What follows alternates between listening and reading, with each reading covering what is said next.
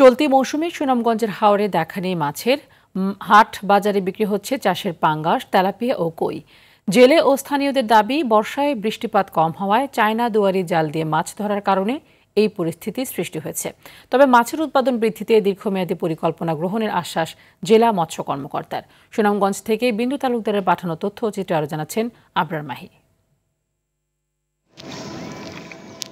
সুনামগঞ্জের ছোট বড় ১৩৭টি হাওরে এ সময় রুই, কাতলা, বোয়াল, শিং, কই, মাগুর সহ নানা প্রজাতির মাছের উৎপাদন হয়। তবে চলতি বছর মাছগুলোর জায়গা দখল করেছে হাইব্রিড পাঙ্গাস, তেলাপিয়া, সিলভার কার্প ও চাষের সরপুঁটি।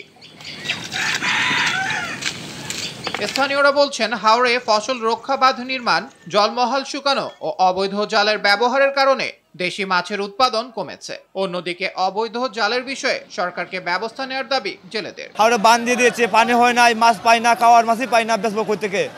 আমরা জীবন খুব কষ্টে যাচ্ছে, খাইবার মাছই পাই না, আমরা জীবন জীবিকা চালাবো কিভাবে?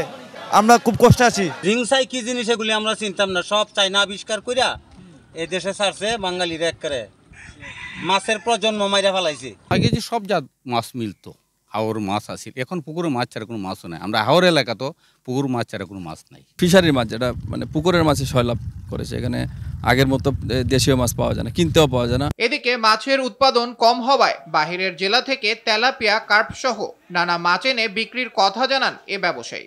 অন্য বছর আমরা ৫ থেকে ৬ লক্ষ টাকার মাল বিক্রি করতাম, কিন্তু এই বছর দেখা যায় সারাদিনও আপনার লাখ টাকাও ব্যবসা করতে পারে আমরা। এই কারণে আমরা খুব হিমশিমে আছি।